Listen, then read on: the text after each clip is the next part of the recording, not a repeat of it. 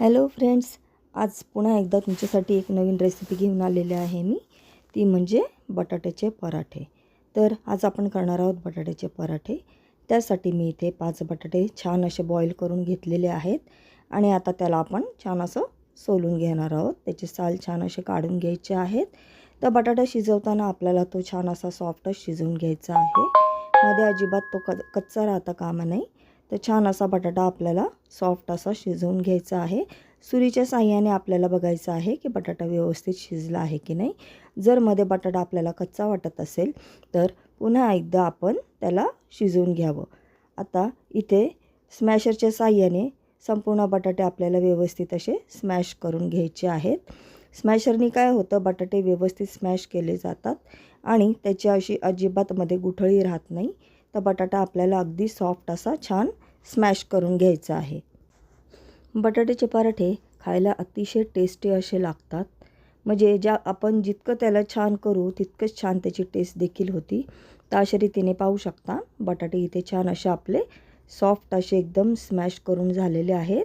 तर अशाच पद्धतीने आपल्याला छान असे व्यवस्थित बटाटे स्मॅश करून घ्यायचे आहेत, जेणेकरून की आपल्याला लाटताना कुठलाही प्रॉब्लेम होत नाही.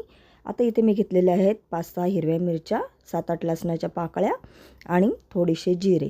तर आता इथे काय करायचं आहे, आपल्याला या सगळ्या गोष्टी व्यवस्थित अशा ठेचून घ्यायच्या आहेत आणि त्याचा असा ठेचा जसा आपण करतो ना तेवढ्याच पद्धतीत आपल्याला ओबडधोबड असं ठेचून घ्यायचं आहे. तर त्याची एकदम पेस्ट आपल्याला करायची नाही आहे. तर पाहू शकता असंच हलक्या हाताने आपल्याला व्यवस्थित सगळ्या गोष्टी व्यवस्थित अशा ठेचून घ्यायच्या आहेत. तर पाहू शकता इतक्याच प्रमाणात आपल्याला छान अशा ठेचून घ्यायच्या आहेत. त्याने काय होतं, पराठ्याला अतिशय सुंदर अशी टेस्ट येते आणि लसणाचं, जिऱ्याचं आणि मिरचीचं फ्लेवर खूप सुंदर त्या आपल्या पराठ्यांमध्ये उतरून येतं. त्यानंतर इथे मी 4 मीडियम आकाराचे कांदे घेतलेले आहेत. ते आता इथे आपण चॉपरच्या साहाय्याने एकदम असे बारीक करून घेणार आहोत. तर पाहू शकता इतक्याच बारीक प्रमाणात. म्हणजे कांदा टाकल्याने काय होतं, आपण जे पराठे करतो ते अतिशय छान असे क्रंची होतात आणि क्रिस्पी होतात. त्यामुळे मी इथे कांदा असा छान चॉपरमध्ये बारीक करून घेतलेले आहेत आणि आता हे कांदे आपण बटाट्यामध्ये टाकून घ्यायचे आहेत. त्यानंतर जो ठेचा आपण करून घेतला होता तो देखील आपल्याला बटाट्यामध्ये टाकून घ्यायचा आहे. हिरवी मिरची मी ऑलरेडी ह्याच्यामध्ये टाकलेली आहे, म्हणून मी अगदी किंचितशी अशी लाल मिरची पावडर ह्याच्यामध्ये टाकत आहे. तर ऑप्शनल आहे, तुम्हाला टाकायची असेल तर तुम्ही टाकू शकता, नाहीतर तुम्ही स्किप देखील करू शकता. आणि 1 चमचा इथे मी घेतलेली आहे धने पावडर आणि थोडीशी हळद घेतलेली आहे आणि कसुरी मेथी छान अशी क्रश करून आपण ती टाकून घेतलेली आहे.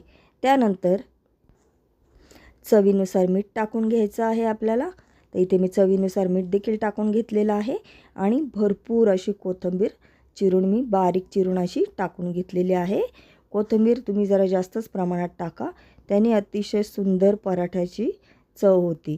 तर अशा रीतीने मी सर्व गोष्टी व्यवस्थित टाकून घेतलेल्या आहेत आणि हाताच्या साहाय्याने सर्व गोष्टी छान अशा मिक्स करून घ्यायच्या आहेत. हाताने मिक्स केल्याने काय होतं, सर्व गोष्टी व्यवस्थित अशा मिक्स केल्या जातात आणि त्याची अजून थोडीशी चव आपल्याला वाढावी यासाठी मी याच्यामध्ये थोडासा चाट मसाला देखील ॲड करत आहे. चाट मसाला थोडासा ॲड केल्याने काय होतं, बटाट्याची म्हणजे जे आपण बटाट्याचे परोठे करणार आहोत ना त्याची टेस्ट खूप अप्रतिम अशी होती. तर तुम्ही देखील अशी नक्की एकदा ट्राय करून बघा. तर अशा रीतीने सर्व गोष्टी व्यवस्थित अशा मिक्स करून आपल्याला घ्यायच्या आहेत. मिक्स केल्याने व्यवस्थित सगळ्या गोष्टींचं फ्लेवर बटाट्यामध्ये उतरलं जातं आणि पराठ्याची टेस्ट अतिशय भन्नाट अशी होती. आणि बटाट्याचे पराठे मोस्टली सगळ्यांनाच खूप आवडतात, पण करायला देखील अतिशय सोपे असतात आणि खायला देखील अतिशय टेस्टी. आता मी ते सर्व बटाट्याचं बॅटर झाकून ठेवलेलं आहे आणि आता आपण पीठ मळून घ्यायचं आहे. तर मी ते गव्हाचं पीठ घेतलेलं आहे. तुम्हाला हवं तेवढं तुम्ही गव्हाचं पीठ घेऊ शकता. अर्धी वाटी मी इथे बेसन पीठ टाकून घेतलेलं आहे आणि चवीनुसार मीठ टाकून घेतलेलं आहे. आता थोडं थोडं पाणी टाकून आपण तसं चपातीला पीठ मळतो सेम तसंच आपल्याला पीठ मळून घ्यायचं आहे. पण पीठ मळताना एकच गोष्ट लक्षात घ्यायची की पीठ आपल्याला थोडंसं सॉफ्ट असं मळायचं आहे. तर पाहू शकता पीठ इथे अतिशय आपलं सॉफ्ट असं झालेलं आहे. म्हणजे एकदम पातळही मळायचं नाही आहे आणि एकदम घट्टही मळायचं नाही आहे. नाहीतर काय होतं, परोठे जेव्हा आपण लाटत असतो तेव्हा परोठे व्यवस्थित लाटले जात नाही. आपल्याला जर घट्ट पीठ झालं असेल तर पराठे लाटायला प्रॉब्लेम होतो आणि एकदम पातळ झालं तर पराठे आपले तुटू शकतात. त्यामुळे सॉफ्ट असं पीठ आपल्याला छान मळून घ्यायचं आहे. तर पीठ इथे मी थोडंसं एक 5 मिनटासाठी झाकून ठेवलेलं आहे. त्याच्यानंतर आता इथे मी पराठे करायला घेत आहे. तर इथे एक मी असा पिठाचा म्हणजे छोटासा असा हुंडा करून घेतलेला आहे आणि आता इथे आपण पराठे लाटायला सुरुवात करणार आहोत. तर पाहू शकता अशा रीतीने इथे आपल्याला छोटीशी चपाती अशी लाटून घ्यायची आहे आणि मध्ये आपण जे बटाट्याचं फिलिंग तयार केलेलं आहे ते फिलिंग सगळं आपल्याला यामध्ये भरून घ्यायचं आहे. तर अशा रीतीने तुम्ही जरा जास्तच प्रमाणात फिलिंग भरलं तर त्या पराठ्याला अतिशय सुंदर अशी चव येते. तर इथे पाहू शकता मी भरपूर असं फिलिंग बटाट्याचं टाकून घेतलेलं आहे आणि अशा रीतीने वरती मी आता थोडंसं पीठ हे काढून घेत आहे आणि व्यवस्थित असा पराठा मी लाटून घेत आहे. तर पराठे लाटताना एकाच गोष्टीची काळजी घ्यायची की पराठे आपले तुटू नयेत. काही वेळेला काय होतं, पराठे चिटकले जातात आणि तुटले जातात. तर हलक्या हलक्या हाताने जी आपण पराठ्याची किनार असती ती आपल्याला हलक्या हाताने लाटत जायची आहे. थोडं थोडं सुक्कं पीठ आपल्याला त्यावर टाकायचं आहे आणि हलक्या हलक्या हाताने आपल्याला अजिबात जोर न देता अगदी त्याची किनार आपल्याला लाटत जायची आहे. आणि अशा रीतीने पराठे काय होतात आपले लाटत असताना तुटत नाही आणि व्यवस्थित असे लाटले जातात. तर तुम्ही पाहू शकता थोडं थोडं सुक्कं पीठ टाकून मी पराठे व्यवस्थित हलक्या हाताने असे लाटून घेत आहे. त्यामुळे काय होतं, जो पराठा आपण लाटत असतो तो खाली आपला चिटकत नाही आणि व्यवस्थित आपल्याला लाटता येतो. तर इथे मी तवा गरम करण्यासाठी ऑलरेडी ठेवलेला होता. तव्यावर थोडंसं तेल टाकून घ्यायचं आहे आणि तवा आपला तापला आहे की नाही ते आपण आधी चेक करून घ्यायचं आहे. तवा व्यवस्थित प्रमाणात तापला होता. इथे मी परोठा टाकून घेतलेला आहे आणि आता गॅसची फ्लेम आपल्याला पराठे जेव्हा आपण शेकत असतो त्यावेळी गॅसची फ्लेम आपल्याला मीडियमच ठेवायची आहे. गॅसची फ्लेम जर आपण मोठी ठेवली ना तर पराठे जळण्याची शक्यता असते. तर व्यवस्थित आपल्याला छान आणि क्रिस्पी असे पराठे आपले शेकले जावे यासाठी गॅसची फ्लेम आपल्याला मीडियमच ठेवायची आहे. तर इथे पाहू शकता पराठा इथे मी पलटी केलेला आहे आणि व्यवस्थित असा तो शेकला गेलेला आहे, अजिबात जळलेला नाही आहे.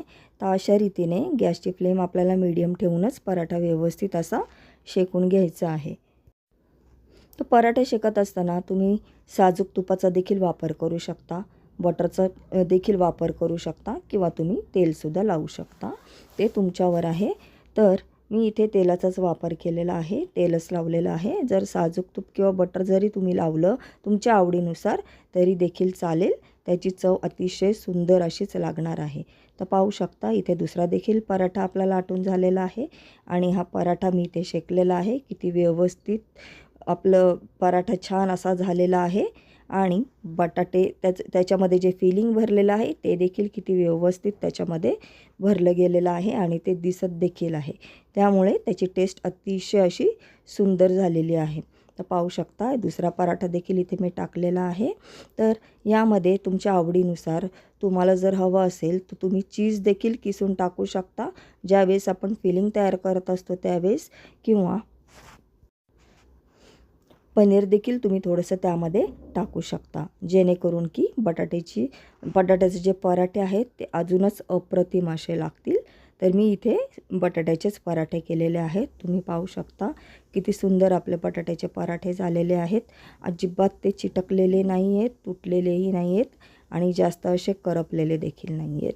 तर असं व्यवस्थित असं थोडीशी काळजी घेऊन किंवा लक्ष देऊन जर आपण हे पराठे केले ना तर अतिशय सोपे आहेत, अजिबात असे कठीण नाही आहेत आणि खाण्यासाठी तर अतिशय अप्रतिम असे लागतात.